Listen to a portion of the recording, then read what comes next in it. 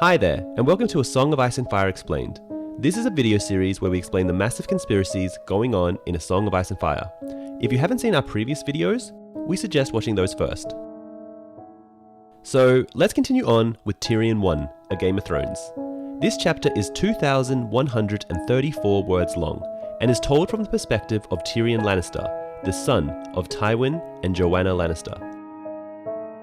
In this chapter, Tyrion meets up with his nephew Joffrey, and insists he pays his sympathies to the Starks before joining his brother and sister for breakfast, with news that Bran Stark will probably survive his fall. This chapter is mostly designed to introduce the Lannisters, with Tyrion as our point of view character, until Jaime and Cersei become POV chapters themselves in A Storm of Swords and A Feast for Crows, respectively. Tyrion has been reading all night in Winterfell's library when he hears a wolf howl. He gives up on reading, noticing that it's near dawn and that Septon Chayle is asleep. Tyrion wakes him, and we see Tyrion's deep appreciation for books. "Chayle," he said softly. The young man jerked up, blinking, confused. "I'm off to break my fast. See that you return the books to the shelves. Be gentle with the Valyrian scrolls. The parchment is very dry and quite rare, and yours is the only complete copy I've ever seen." Chayle gaped at him. Still half asleep, patiently, Tyrion repeated his instructions, then clapped the Septon on the shoulder and left him to his tasks. As he leaves, Tyrion hears Sandor Clegane complaining about how long Bran Stark is taking to die. Prince Joffrey states that at least Bran is dying quietly, but the wolf's howling is disturbing his sleep. The Hound offers to go kill it, which Joffrey finds amusing, believing the Starks would not notice it missing. Tyrion notes that the Starks can count past 6, unlike some princes. The Hound uses the remark as an excuse to make fun of Tyrion's height. "A voice from nowhere," Sandor said. He peered through his helm, looking this way and that. "Spirits of the air," the prince laughed, as he always laughed. When his bodyguard did this mummer's farce, Tyrion brushes the comment off before advising Joffrey to pay a visit to the Starks to offer his sympathies. When Joffrey asks what good it would do, Tyrion tells him that his absence has been noticed. Joffrey continues to refuse, but Tyrion proceeds to slap him to the edge of tears until the boy acquiesces. The Hound, laughing at Tyrion, warns him that the prince will remember that. Tyrion responds that he hopes he does, and that the Hound should be a good dog and remind Joffrey if he forgets it. Tyrion then seeks out his brother and sister, who are having breakfast in the morning room of the guest house. He asks if King Robert is still in bed, and Cersei disdainfully explains that Robert has been up all night with Lord Eddard and has taken the Starks' sorrow deeply to heart. When Jaime mocks that Robert has a big heart, Tyrion remembers that during his childhood, Jaime was the only person who ever showed him any affection or respect. In return, Tyrion is willing to forgive Jaime for almost anything. Prince Tommen asks after Bran, and says he doesn't want him to die. As Tyrion orders breakfast, Jaime comments on the name Brandon being unlucky, but Tyrion states this may not be the case, revealing Maester Lumen thinks that Bran may recover. As he talks, Tyrion catches the significant glance between Jaime and Cersei. Why, only that Tommen may get his wish. The Maester thinks the boy may yet live. He took a sip of beer. Marcella gave a happy gasp, and Tommen smiled nervously, but it was not the children Tyrion was watching.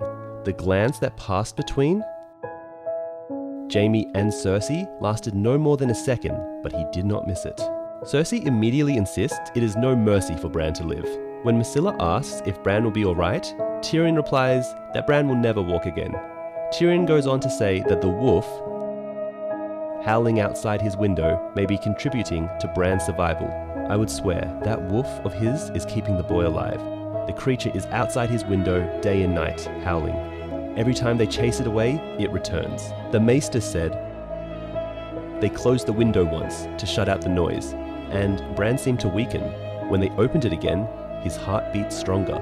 Cersei responds that the wolves disturb her and are dangerous, but Jaime tells her the girls' wolves will doubtlessly follow them to King's Landing. Tyrion then reveals to his family that he intends to visit the Wall before returning south. Jaime jokes that he hopes Tyrion is not planning to take the Black, but Tyrion quips back that if he did, the whores would go begging. From dawn to Castle Rock.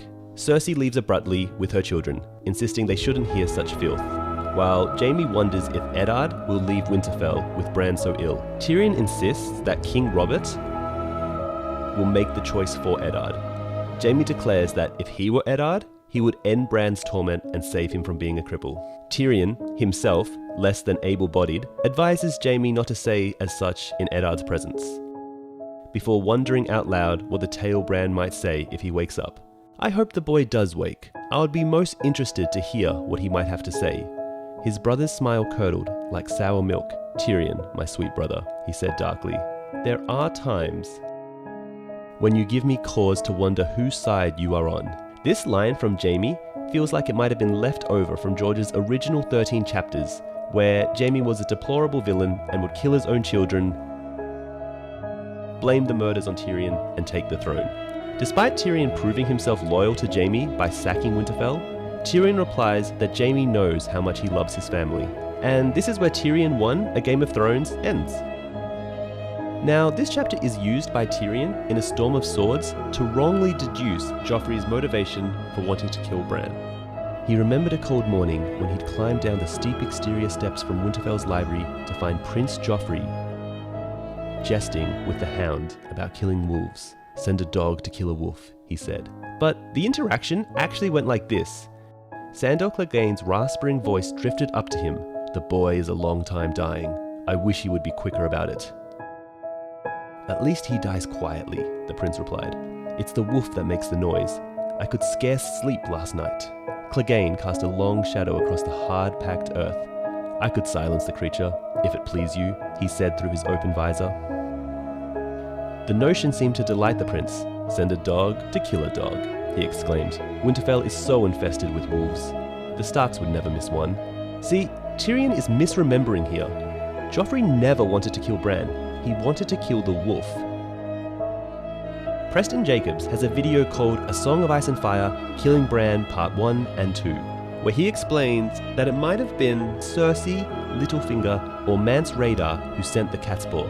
Personally, we think it was Mance Rayder, since the Catspaw was paid with 90 pieces of silver and Mance travelled to Winterfell to see the king with a lute and a bag of silver. Sending the Catspaw is also an ingenious way to get the Starks and Lannisters warring while Mance begins his invasion south.